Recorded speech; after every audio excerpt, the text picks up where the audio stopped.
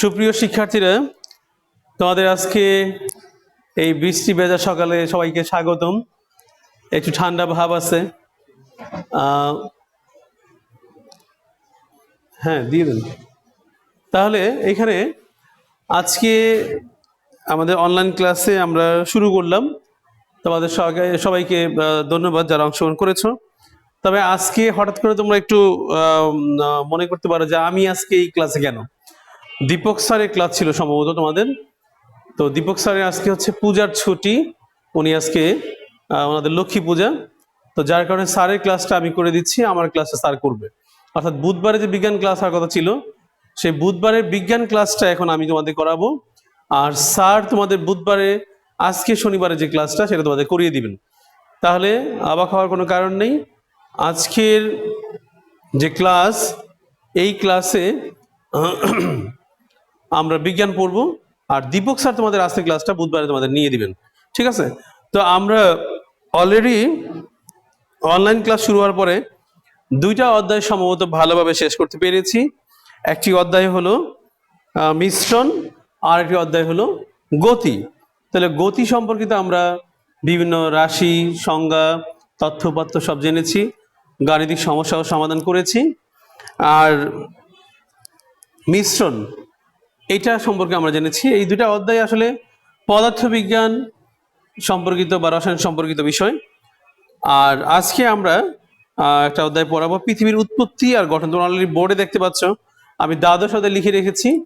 দ্বাদশ অধ্যায় পৃথিবীর উৎপত্তি এবং গঠন, এই বিষয়টা আমাদের আজকে আমরা করব। তাহলে পৃথিবীর উৎপত্তি এবং গঠন এই সম্পর্কে আমরা জানবো। আসলে পৃথিবী সম্পর্কে, এই পৃথিবীতে আমরা বাস করছি, পৃথিবীতে আমরা আশরাফুল মাখলুকাত, সৃষ্টির সেরা জীব, যার কারণে আমরা এই পৃথিবী সম্পর্কে অনেক বেশি জানতে পেরেছি। আমরাই জানতে পেরেছি কারণ আমরা সৃষ্টির সেরা জীব। এই পৃথিবী সম্পর্কে জানার ক্ষমতা সৃষ্টিকর্তা আমাদেরকে দিয়েছেন, আমাদের সেই যোগ্যতা দিয়েছেন, আমরা সেই যোগ্যতা অর্জন করেছি। পৃথিবী একসময় মানুষের কাছে, পৃথিবী সম্পর্কে মানুষের ধারণা একসময় ভিন্ন রকম ছিল, কিন্তু এখন দেখো আধুনিক যুগে যোগাযোগ ব্যবস্থা উন্নত হওয়ার কারণে পৃথিবীর প্রত্যেকটা প্রান্তকে আমরা জেনে ফেলেছি। প্রায় পৃথিবীর সমস্ত অঞ্চলগুলোকে, পৃথিবীর নিজস্ব ম্যাপ আছে, তারপর পৃথিবীর মহাসাগর আছে, মহাদেশ আছে, সবগুলা মহাদেশ, সবগুলা মহাসাগর সম্পর্কেই আমাদের এখন জানা, সবগুলো পর্বত অঞ্চল সম্পর্কে আমাদের জানা। পৃথিবীর ভৌগোলিক যে গঠন, অর্থাৎ জিওগ্রাফিক্যাল যে গঠন, এই জিওগ্রাফিক্যাল গঠন সম্পর্কে আমরা সম্পূর্ণ জ্ঞান অর্জন করতে পেরেছি। অর্থাৎ আমাদের যে এই যে জিওগ্রাফিক্যাল গঠন, অর্থাৎ আমাদের পৃথিবীর আভ্যন্তরীণ সমস্ত বিষয় সম্পর্কে আমরা প্রায় জেনেছি, কিন্তু এই পৃথিবী কিভাবে সৃষ্টি হলো সেটি সম্পর্কে আমাদের জানার চেষ্টা করতে হবে, আমরা জানবো। এই অধ্যায় শেষে আমরা যেটা কাজটা করব সেটা হচ্ছে পৃথিবীর উৎপত্তির ঘটনা বর্ণনা করতে পারবো, পৃথিবীর গঠন ব্যাখ্যা করতে পারবো, পৃথিবীর সূর্য ও চন্দ্রের পরিচয় ব্যাখ্যা করতে পারবো, এবং ভূমিকম্পের কারণ ব্যাখ্যা করতে পারবো। তাহলে আমরা প্রথমেই চলে যাব মহাবিশ্ব আর পৃথিবী কি করে সৃষ্টি হলো। তোমাদেরকে আমি যে বিষয়গুলো বলতে চাই সেটা হচ্ছে মহাবিশ্বের সৃষ্টি সম্পর্কে বিভিন্ন ধরনের তথ্য প্রচলিত আছে। তার মধ্যে একটা তথ্য হচ্ছে মহাবিস্ফোরণ তত্ত্ব। তোমরা বিজ্ঞানী স্টিফেন হকিং এর নাম শুনেছ। ইনি হচ্ছেন অনেক বড় একজন পদার্থবিজ্ঞানী, অক্সফোর্ড ইউনিভার্সিটির একজন অনারারি শিক্ষক। তবে ওনার শারীরিক ও মানসিক যথেষ্ট প্রতিবন্ধকতা থাকা সত্ত্বেও উনি বর্তমান সময়ের সবচেয়ে সেরা একজন পদার্থবিজ্ঞানীতে পরিণত হয়েছেন, এবং তার লেখা বই ব্রিফ হিস্টোরি অফ টাইম, অর্থাৎ কালের সংক্ষিপ্ত ইতিহাস নামক বইয়ের মধ্যে তিনি এই পৃথিবী শুধু না, মহাবিশ্ব কি করে সৃষ্টি হয়েছেন তার বর্ণনা দিয়েছেন, এবং সেটা বর্তমান সময়ে সকল পদার্থবিজ্ঞানীর কাছেই গ্রহণযোগ্য এবং প্রমাণিত বলে মেনে নেওয়া হয়। তো যাই হোক, মহাবিস্ফোরণ এর মাধ্যমেই এই মহাবিশ্বের সৃষ্টি হয়েছে, পৃথিবীর সৃষ্টি হয়েছে। সেই মহাবিস্ফোরণ সম্পর্কে আমরা জানব। অর্থাৎ এই পৃথিবী এবং এই মহাবিশ্বের সকল চন্দ্র, সূর্য, গ্রহ, নক্ষত্র, জলীয় বাষ্প, ধূলিকণা, এভরিথিং সব কিছু ছিল একটি নির্দিষ্ট জায়গায় পুঞ্জীবিত, একটা বৃহৎ বিন্দু, অর্থাৎ এক জায়গায় সব জড়ো ছিল। কেমন মনে হবে বলো তো? এই পৃথিবী কত বিশাল, অথচ এই পৃথিবীর চাইতেও আরো বড় বড় নক্ষত্র আছে, তারপর হচ্ছে গ্রহ আছে, চাঁদ, সূর্য, এবং মহাবিশ্বের সকল বস্তু এক জায়গায় জড়ো ছিল। তাহলে সেটা কত বড় একটা বিশাল বস্তু ছিল। সেটার মধ্যে সৃষ্টিকর্তার ইচ্ছাই, অর্থাৎ তার মধ্যে একটা বিস্ফোরণ হলো। বিস্ফোরণ হলে কি হয় তোমরা জানোছ? একটা ককটেল বিস্ফোরণ হলে কি হয়, বা একটা বস্তুর বিস্ফোরণ হলে কি হয়? বিস্ফোরণের কারণে কি হয়? চারিদিকে বস্তুগুলো ছড়িয়ে পড়ে। কোথাও একটু বেশি বস্তু ছড়িয়ে পড়ে, কোথাও একটু কম বস্তু ছড়িয়ে পড়ে, অর্থাৎ ছড়িয়ে তো পড়ে। তাহলে মহাবিশ্বের সকল বস্তু এক জায়গায় ছিল এবং তারা একই বিন্দুতে ছিল। তাদের মধ্যে বিস্ফোরণ হওয়ার পরে এই বস্তুগুলো চারিদিকে ছড়িয়ে পড়লো। ছড়িয়ে পড়ার কারণে কোথাও বস্তু বেশি, কোথাও বস্তু কম, এবং এই মহাবিশ্বের কি হলো? সৃষ্টি হলো। অর্থাৎ মহাকাশের গ্যালাক্সি মহাবিশ্বে একটি বিস্ফোরণের মাধ্যমে সৃষ্টি হয়েছে। তার পক্ষে অনেক তথ্য প্রমাণ রয়েছে, আর এটি প্রমাণ হলো মহাবিশ্ব এখনো বড় হচ্ছে, মহাবিশ্ব ধীরে ধীরে আরো বড় হয়ে যাচ্ছে। মহাকাশের গ্যালাক্সি, ছায়াপথ ও তারাসমূহ একে অপরের কাছ থেকে দূরে সরে যাচ্ছে ধীরে ধীরে। কাজে এরা হয়তো একসময় একসাথে ক্ষুদ্র একটি জায়গা ছিল, বিস্ফোরণের মাধ্যমে এরা আলাদা হয়েছে, বিস্ফোরণের মাধ্যমে এরা আলাদা হয়ে গিয়েছে। তাহলে মহাবিশ্বের সৃষ্টি হয়েছে কিভাবে? আমরা প্রথমে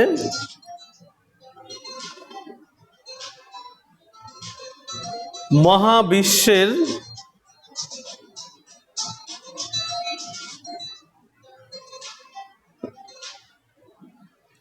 আগে তো আমাদের জানতে হবে মহাবিশ্বের সৃষ্টি হয়েছে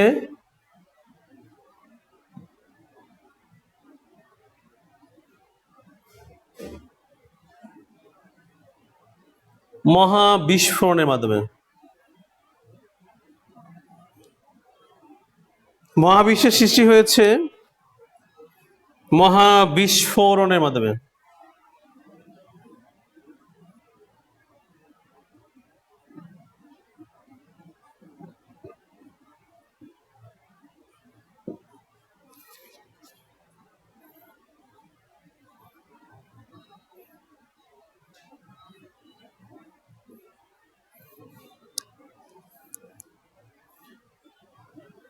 মহাবিশ্বের সৃষ্টি হয়েছে মহাবিস্ফোরণের মাধ্যমে।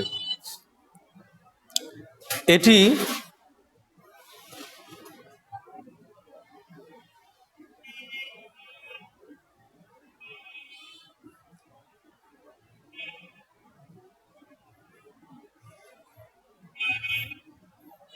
বিগ ব্যাং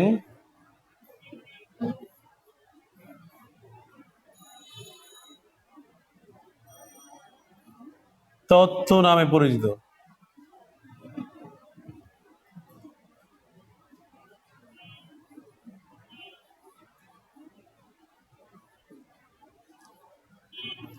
স্টিফেন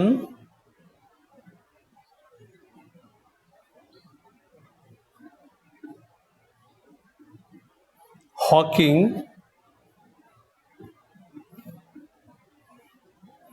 এই তত্ত্বটি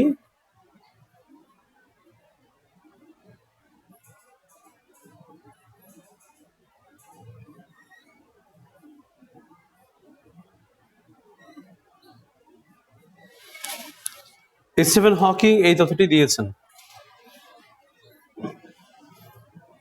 তার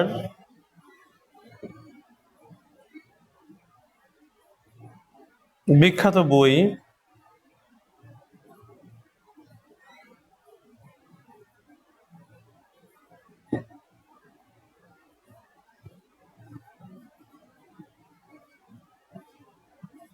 কালের সংক্ষিপ্ত ইতিহাস।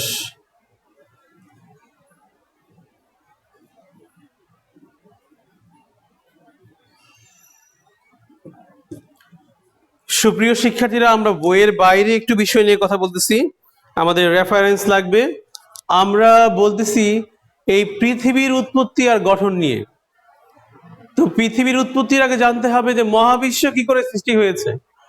মহাবিশ্বের সৃষ্টি হয়েছে মহাবিস্ফোরণের মাধ্যমে। এটি বিগ ব্যাং তত্ত্ব নামে পরিচিত। স্টিফেন হকিং পদার্থবিজ্ঞানী, আমরা বলবো ইনি একজন পদার্থবিজ্ঞানী ছিলেন। পদার্থ বিজ্ঞানী স্টিফেন হকিং এই তত্ত্বটি দিয়েছেন তার বিখ্যাত বই কালের সংক্ষিপ্ত ইতিহাসে নামক বইয়ে। তাহলে এখন এটার পক্ষে প্রমাণ কি, আমরা এই বিষয়টা বুঝতে পারবো। ছোট্ট একটা বেলুন দেখো, ছোট্ট একটা বেলুন আর বড় বিশাল বড় একটা বেলুন। এই বেলুনের মধ্যে তুমি একটু দাগ দিয়ে ফেলো।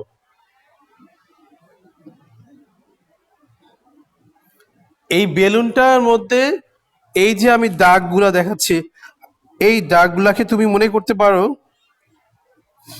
একটা বেলুনের মধ্যে আমি দাগ দিয়েছি। এই দাগগুলাকে তুমি ইমাজিন করো, মনে মনে কল্পনা করো যে এরা হচ্ছে কি গ্রহ অথবা নক্ষত্র মনে করতে পারো। কিন্তু এই বেলুনটাকে যখন আমি ফুলিয়ে ফেলবো, আরো বড় করে ফেলবো, এটা যখন আরো বড় হয়ে যাবে তখন কি হবে? এই নক্ষত্রগুলো পরস্পর থেকে দূরে চলে গিয়েছে, পরস্পর থেকে দূরে চলে গিয়েছে। এই কথাটি দিয়ে আমরা কি বলতে চাই? অর্থাৎ মহাবিশ্বের সকল বস্তু, গ্রহ, নক্ষত্র, উপগ্রহ, এভরিথিং, উল্কা, নীহারিকা, ধূমকেতু যা আছে সবাই কাছাকাছি ছিল, সবাই কাছাকাছি ছিল, এক জায়গায় জড়ো ছিল, একই বিন্দুতে কেন্দ্রীভূত ছিল। যখন এই বেলুনটাকে ফুলানো হচ্ছে, অর্থাৎ আমি বিস্ফোরণ বলতেছি, যখন নাকি বড় ধরনের বিস্ফোরণ হলো তখন ঠিক বেলুন ফুলানোর মতোই অবস্থা, যে এখানে প্রত্যেকটা বস্তু পরস্পর থেকে দূরে সরে গিয়েছে এবং অনবরত যাচ্ছে। এই যে মহাবিশ্ব বড় হচ্ছে ডে বাই ডে, এটাই হচ্ছে আসলে মহাবিশ্বের বিস্ফোরণ। অর্থাৎ আমরা জানলাম যে মহাবিশ্বের সমস্ত বস্তু এক জায়গায় কেন্দ্রীভূত ছিল এবং তারা বিস্ফোরণের মাধ্যমে পরস্পর থেকে দূরে চলে যাচ্ছে এবং এই মহাবিশ্বের সৃষ্টি হয়েছে। মহাবিশ্বেরই একটা অংশ হলো অনেক গ্যালাক্সি সৃষ্টি হয়েছে। তো পৃথিবী যেই গ্যালাক্সির মধ্যে অবস্থিত, গ্যালাক্সি কাকে বলে সেই বিষয়টা আমি তোমাদের বলছি এখনই।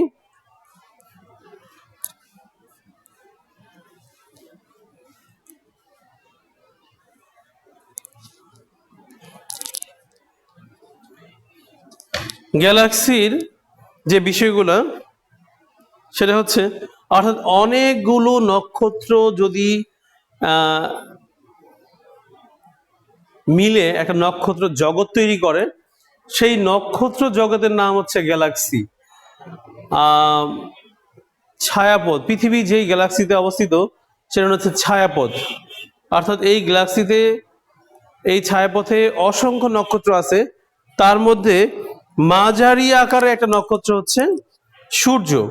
আর তোমরা খুব ভালো করে জানো সূর্যকে কেন্দ্র করে আছে হলো, আমি কি বললাম, মহাবিশ্বের সকল বস্তু একসাথে ছিল, তাদের মধ্যে বিস্ফোরণের মাধ্যমে মহাবিশ্বের সৃষ্টি হয়েছে।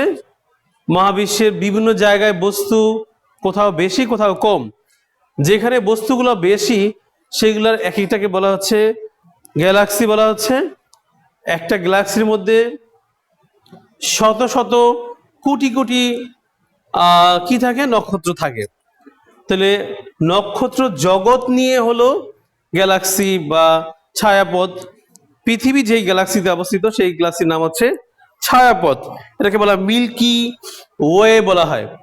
ওই ছায়াপথের মধ্যে একটি নক্ষত্রের নাম হচ্ছে, মাঝারি আকারের নক্ষত্রের নাম হচ্ছে সূর্য। আর সূর্যকে কেন্দ্র করে আছে কি, সূর্যকে কেন্দ্র করে আছে 8টি গ্রহ, এবং তার মধ্যে একটি গ্রহের নাম হচ্ছে পৃথিবী নামক গ্রহ, যেখানে এখনো পর্যন্ত প্রাণের অস্তিত্ব পাওয়া গেছে। অন্য গ্রহগুলোতে প্রাণের অস্তিত্ব সম্পর্কে এখনো জানা যায়নি, বা কোনো কোনোটির ক্ষেত্রে নিশ্চিত হয়ে গেছে সেখানে কোনো প্রাণ নেই। তো পৃথিবী নামক এই গ্রহটা কি করে সৃষ্টি হলো এই সম্পর্কে রাশিয়ার বিজ্ঞানীরা একটা মতবাদ দিয়েছেন, যা বর্তমান সময় পর্যন্ত গ্রহণযোগ্য হিসেবে বিবেচিত হয়। রাশিয়ার একজন বিজ্ঞানীর নাম হচ্ছে ওপারিন। ইনি বলছেন যে পৃথিবী সূর্য থেকে ছিটকে আসা একটা অংশ, অর্থাৎ পৃথিবী হলো সূর্য থেকে, যখন নাকি মহাবিস্ফোরণের মাধ্যমে মহাবিশ্ব সৃষ্টি হয়েছিল, তখন তো সূর্যেরও সৃষ্টি হয়েছিল। আর যখনই সূর্যের সৃষ্টি হয়েছিল, তখন একই সাথে সূর্য থেকে ছিটকে আসা একটা অংশ হলো পৃথিবী নামক এই গ্রহ। তাহলে সূর্যের তাপমাত্রা প্রথমে যত ছিল, পৃথিবীর তাপমাত্রাও তখন ততই ছিল। পৃথিবী তখন মোটেও বসবাসের কি উপযোগী ছিল না। পৃথিবী ধীরে ধীরে ঠান্ডা হয়ে, উপরিভাগ শক্ত হয়ে, কঠিন হলো। তারপরে পৃথিবীর মধ্যে উঁচু নিচু যে জায়গাগুলো হচ্ছিল, সেই উঁচু নিচু জায়গাগুলো কিভাবে জল দিয়ে ভরে গেল। তখন বাতাসের মধ্যে, পৃথিবীর বায়ুমণ্ডলে অনেক ধরনের গ্যাস ছিল, এবং একটা বায়ুমণ্ডল সৃষ্টি হয়েছিল। সেই বায়ুমণ্ডলের মধ্যে গ্যাসীয় উপাদানগুলোর মধ্যে সংঘর্ষ হতো, বিদ্যুৎ চমকাতো, মেঘ হতো, বৃষ্টি ঝরতো। টানা 20 লক্ষ বছর ধরে বৃষ্টি হয়েছিল, টানা 20 লক্ষ বছর ধরে বৃষ্টি হয়েছিল। এবং সেই বৃষ্টির কারণেই পৃথিবীর উঁচু নিচু সমস্ত জায়গাগুলো ভরে গিয়েছিল। তবে তখন জল ছিল কিছুটা গরম প্রকৃতির, উষ্ণ প্রকৃতির। এখন আমরা যে বিষয়টা বলতে চাচ্ছি সেটা হলো, পৃথিবীর সব জায়গায় উঁচু নিচু জায়গাগুলো সব জল দিয়ে ভরে গেল। এই যে পৃথিবীর উঁচু নিচু জায়গাগুলো জল দিয়ে ভরে গেল, সৃষ্টি হলো সাগর এবং কি মহাসাগরের। এই সাগর মহাসাগরের মধ্যেই আদি প্রকৃতির যে জলজ পরিবেশ, অর্থাৎ এই সাগর মহাসাগরের মধ্যে অ্যামাইনো অ্যাসিডকে কেন্দ্র করে এককোষী প্রাণের সৃষ্টি হলো। এই এককোষী প্রাণটা ছিল সুগঠিত ছিল না। এই এককোষী প্রাণটা সুগঠিত ছিল না, এদের নিউক্লিয়াস সুগঠিত ছিল না। আদি প্রকৃতির কোষ ছিল এরা। এই আদি প্রকৃতির কোষ থেকে আবার ধীরে ধীরে উন্নত কোষ, বহুকোষী প্রাণী সৃষ্টি হলো, এবং এই প্রাণগুলা সারা পৃথিবীতে প্রাণের বন্যা বয়ে গেল, অর্থাৎ সমুদ্রগুলো প্রাণ দিয়ে ভরে গেল।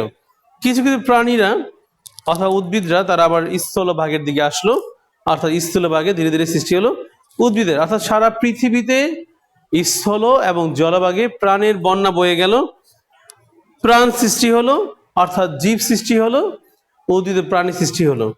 এইভাবে ধীরে ধীরে সমস্ত পৃথিবী একসময় উদ্ভিদ প্রাণী দিয়ে ভরে গেল।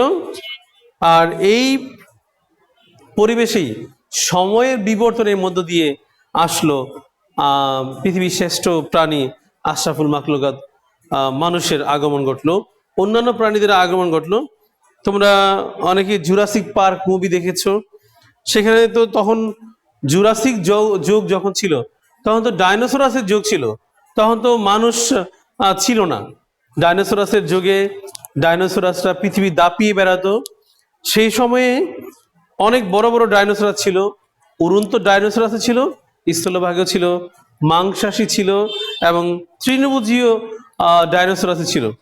এই ডাইনোসরাসরা সারা পৃথিবী দাপিয়ে বেড়াতো। এই ডাইনোসরাসদের মধ্যে ভয়ঙ্কর কিছু ডাইনোসরাস ছিল, টিরেক্স, ডাইনোসরাস, ট্রাইনোসরাস, সরোসাস, রেসাস, টিরেক্স নামে অনেক ভয়ঙ্কর সব প্রাণীরা ছিল। কিন্তু এই পৃথিবীতে বারবার বিপর্যয় এসেছে, ভূমিকম্প হয়েছে, বাইরে থেকে উল্কাপিণ্ড এসে এই পৃথিবীতে আঘাত করেছে। সমস্ত পৃথিবীতে এই বড় বড় প্রাণীদেরও কিন্তু বিপর্যয় ঘটেছে, বিপন্ন হয়েছে।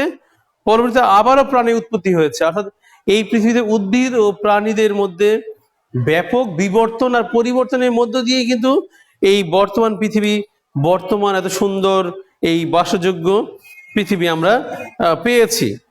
আমি আজকে অনেকগুলা কথা বললাম, বোর্ডে আমরা খুব কম কথাই লিখছি, আরো কিছু কথা তোমাদের বলবো। আসলে আমাদের মনের মধ্যে সেই সুপ্রাচীন কাল থেকে মানুষ আকাশের দিকে তাকিয়ে থাকতো, মহাকাশকে জানার জন্য, পৃথিবীকে জানার জন্য সে সমুদ্রে ভ্রমণ করত, স্থলভাগে অভিযান চালাতো, পাহাড় পর্বতে অভিযান চালাতো। এখনো পর্যন্ত সমুদ্রকে জয় করার জন্য, পর্বতকে জয় করার জন্য, বন জঙ্গলকে, নদী নালাকে জয় করার জন্য মানুষের অভিযান অব্যাহত আছে। পৃথিবীতে 15 লক্ষ প্রজাতি এখনো পর্যন্ত আবিষ্কৃত হয়েছে। অনাবিষ্কৃত উদ্ভিদ প্রাণী এখনো রয়ে গেছে অসংখ্য। মানুষ তার নিজের দৈনন্দিন জীবনের প্রয়োজনে, জ্ঞান অর্জনের জন্য, অ্যাডভেঞ্চারের জন্য এইসব বিষয় নিয়ে অনবরত মানুষ কাজ করে যাচ্ছে। অর্থাৎ প্রাণী জগতের এই যে মানুষ, তারা এই পৃথিবী, গ্রহ, উপগ্রহকে জানার জন্য কাজ করে যাচ্ছে। আমরা এতক্ষণ যাবৎ শুনলাম মহাবিশ্ব কি করে সৃষ্টি হয়েছে, মহাবিশ্বের পাশাপাশি সৌরজগৎ এবং সেখানে সৌরজগৎ কেন্দ্রিক পৃথিবী কি করে সৃষ্টি হয়েছে। পৃথিবীকে আপাতত ধরে নেওয়া হচ্ছে পৃথিবী হলো সূর্য থেকে ছিটকে আসা একটা অংশ, যা সময়ের পরিবর্তনের মাধ্যমে দিয়ে বর্তমান অবস্থায় উপনীত হয়েছে, বাসযোগ্য হয়েছে। অর্থাৎ আমাদের সূর্য কেন্দ্রিক যে সৌরজগৎ, এই সৌরজগৎ সম্পর্কে আমাদের জানতে হবে। সূর্যকে কেন্দ্র করে 8টি গ্রহ স্বাধীনভাবে ঘুরে বেড়াচ্ছে। এই গ্রহগুলো সম্পর্কে আমাদের স্পষ্ট ধারণা থাকতে হবে। সূর্যকে কেন্দ্র করে ঘুরছে কি গ্রহ, ঘুরছে উপগ্রহ, ধূমকেতু ইত্যাদি জ্যোতিষ্ক। অর্থাৎ আমাদের এই সম্পর্কে ধারণা লাভ করতে হবে। তোমাদের 6ষ্ঠ শ্রেণীর বইতে পৃথিবীকে জীবের উপযোগী করার জন্য কি করা হলো, একটা বক্সে লেখা আছে, ধূলিকণা সব একত্রিত হয়ে পৃথিবী সৃষ্টি হয়েছে। উত্তপ্ত পৃথিবী, এই যে উত্তপ্ত পৃথিবীর কথা বলা হচ্ছে, এটাই হলো সূর্য থেকে ছিটকে আসা অংশ। ধীরে ধীরে সে ঠান্ডা হয়েছে, বায়ুমণ্ডল তৈরি হয়েছে, তরল পানি সৃষ্টি হয়েছে, এবং বায়ুমণ্ডলে অক্সিজেন এবং নাইট্রোজেনের পরিমাণ আগে কম ছিল, সেটা ধীরে ধীরে বৃদ্ধি পেয়েছে। এইভাবে পৃথিবী জীবের উপযোগী পরিবেশের বিকাশ হয়েছে। অর্থাৎ বর্তমান এই বাসযোগ্য পৃথিবী সৃষ্টি হয়েছে। তাহলে আমাদের বাসযোগ্য পৃথিবীর গঠন সম্পর্কে এখন আমাদের জানতে হবে। আমাদের বাসযোগ্য এই পৃথিবীর গঠনের প্রথমেই আছে বায়ুমণ্ডল। অর্থাৎ বায়ুমণ্ডল সম্পর্কে আমাদের একটা স্পষ্ট ধারণা লাভ করতে হবে। বায়ুমণ্ডলের মধ্যে মূল উপাদান কি? অবশ্যই তোমরা জানো যে নাইট্রোজেন আর হচ্ছে অক্সিজেন। এছাড়া আছে জলীয় বাষ্প, ধূলিকণা, আর্গন, নিষ্ক্রিয় গ্যাস একটা, কার্বন ডাইঅক্সাইড, আরো কিছু গ্যাস রয়েছে। পৃথিবী সকল বস্তুকে তার নিজের দিকে আকর্ষণ করে, যার কারণে বায়ুমণ্ডলের যে উপাদানগুলো আছে এগুলা কিন্তু মহাবিশ্বে হারিয়ে যায় না। এগুলা এই পৃথিবীকে কেন্দ্র করেই আবর্তিত হচ্ছে। গ্যাসগুলো পৃথিবীর কাছাকাছি থাকে, কারণ পৃথিবীর একটা আকর্ষণ বল আছে, না হচ্ছে অভিকর্ষজ বল। ভূপৃষ্ঠের কাছাকাছি থেকেই বায়ুমণ্ডল ঘন হয়েছে। যতই উপরের দিকে যাবো ততই বায়ুমণ্ডল ধীরে ধীরে পাতলা হয়ে যাবে, হালকা হয়ে যাবে। অর্থাৎ আমরা যখন পর্বতের চূড়ায় উঠবো, সেখানে কিন্তু বাতাসের পরিমাণ থাকবে খুব কম, সেখানে শ্বাস নেওয়া কষ্টকর হবে, অক্সিজেনের পরিমাণটা কিন্তু সেখানে কম থাকবে। তাহলে তোমরা এতক্ষণ শুনলে বায়ুমণ্ডলের উপাদান সমূহ সম্পর্কে। এখন বায়ুমণ্ডলের যে ভূপৃষ্ঠ থেকে প্রায় 11 কিলোমিটার পর্যন্ত বায়ুমণ্ডলকে বলা হচ্ছে ট্রপোস্ফিয়ার। আর এই স্তরেই বাতাসের পরিমাণ সবচেয়ে বেশি। এখানে গ্যাস আর মেঘ থাকে। আসলে মেঘ আসলে জলীয় বাষ্প দিয়ে তৈরি, এটা তো আমরা সবাই জানি। ট্রপোস্ফিয়ারের ঠিক উপরে যে স্তরটা থাকে এর নাম হচ্ছে স্ট্র্যাটোস্ফিয়ার। এটা প্রায় 11 কিলোমিটার পর থেকে আরো 50 কিলোমিটার পর্যন্ত এটা ভূপৃষ্ঠ থেকে 50 কিলোমিটার পর্যন্ত বিস্তৃত। এই স্তরে ওজোন নামে একটা গ্যাস আছে, যা পৃথিবীকে রক্ষা করে সূর্যের ক্ষতিকর আলট্রাভায়োলেট রশ্মি থেকে। অর্থাৎ এই স্তর এবং উপরের দিকের স্তরগুলো খুব কম পরিমাণে গ্যাস আছে। তাহলে আমরা একটু জেনে নিই। আমরা প্রথমে জানলাম এই মহাবিশ্ব কি করে সৃষ্টি হয়েছে, মহাবিস্ফোরণের মাধ্যমে। আর মহাবিস্ফোরণের মাধ্যমে সৃষ্টি হয়েছে গ্যালাক্সি। সেই গ্যালাক্সির মধ্যে আছে লক্ষ লক্ষ কোটি কোটি নক্ষত্র। সেই নক্ষত্রগুলোকে কেন্দ্র করে আছে আবার সৌরজগৎ, যেমন সূর্যকে কেন্দ্র করে এটা জগৎ, সেটা হচ্ছে সৌরজগৎ। আমাদের যে নক্ষত্র অর্থাৎ আমাদের নক্ষত্র হচ্ছে কি সূর্য, এটা মাঝারি আকারের নক্ষত্র। এই নক্ষত্রটা সৌরজগৎ, এই নক্ষত্রটাকে কেন্দ্র করে তৈরি হয়েছে সৌরজগৎ। এই সৌরজগতে আছে 8টি গ্রহ এবং হচ্ছে পৃথিবী তার মধ্যে একটি গ্রহ। আর পৃথিবীর সৃষ্টি হয়েছে কি করে সেটা তোমাদের বলেছি। পৃথিবী হলো সূর্য থেকে ছিটকে আসা একটা অংশ এবং সময়ের বিবর্তনের মধ্য দিয়ে শীতল হয়ে পৃথিবী বর্তমান অবস্থায় উপনীত হয়েছে। পৃথিবীর চারিদিকে আছে বায়ুমণ্ডল, আর বায়ুমণ্ডলের মূল উপাদান হচ্ছে নাইট্রোজেন, অক্সিজেন। বায়ুমণ্ডলের ভূপৃষ্ঠ থেকে 11 কিলোমিটার পর্যন্ত যে অংশ সেটা হচ্ছে তোমার ট্রপোস্ফিয়ার। আর ট্রপোস্ফিয়ারের পর থেকে অর্থাৎ 50 কিলোমিটার পর্যন্ত আছে হলো স্ট্র্যাটোস্ফিয়ার। এখানে ওজোন গ্যাস থাকে, আর প্রথম স্তরটা থাকে হলো গ্যাস আর হচ্ছে মেঘ। অর্থাৎ এই যে বায়ুমণ্ডল সেটা কেন হারিয়ে যায় না মহাবিশ্বে, সেই কথাটা আমরা বলেছি যে মহাবিশ্বের হারিয়ে না যাওয়ার কারণ হচ্ছে পৃথিবীর সকল বস্তুকে তার নিজের দিকে আকর্ষণ করে, যার কারণে বায়ুমণ্ডলের উপাদানগুলো তার নিজের দিকে কি হচ্ছে, আকৃষ্ট হচ্ছে। এবং ভূপৃষ্ঠের কাছাকাছি বায়ুমণ্ডলের ঘনত্ব সবচেয়ে বেশি। এটাই হচ্ছে মূল বিষয়। তো তোমাদের কিছু বাড়ি কাজ থাকবে, সেটা হলো আমি বোর্ডে লিখে দিচ্ছি, তোমরা লিখে নাও।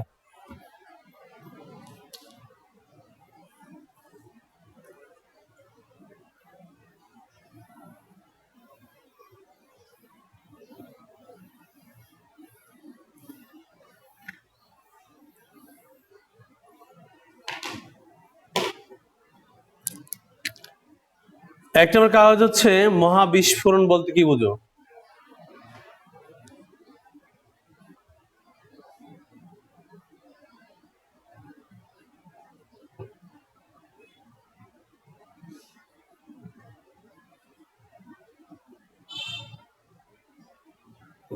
মহাবিস্ফোরণ বলতে কি বোঝো? 2 নম্বর হচ্ছে পৃথিবী কিভাবে সৃষ্টি হলো, কিভাবে বসবাসের উপযোগী হলো।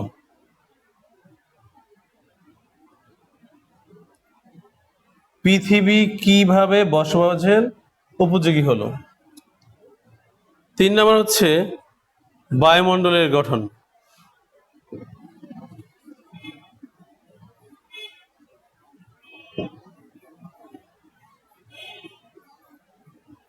বায়ুমণ্ডলের গঠন ব্যাখ্যা করো। 3টা কাজ থাকবে তোমাদের। মহাবিস্ফোরণ বলতে কি বুঝো, পৃথিবী কিভাবে বসবাসের উপযোগী হলো অর্থাৎ কিভাবে সৃষ্টি হলো, আর বায়ুমণ্ডলের গঠন ব্যাখ্যা করো। এই 3টা বিষয় পড়ে তোমরা খাতায় লিখবে এবং আয়ত্ত করার চেষ্টা করবে। তো সুপ্রিয় শিক্ষার্থীরা, তোমরা মহাবিশ্বের সৃষ্টি কি করে হলো সেই সম্পর্কে জেনেছো এবং মহাবিস্ফোরণ সম্পর্কে জেনেছো। সবাইকে অসংখ্য ধন্যবাদ। আল্লাহ হাফিজ।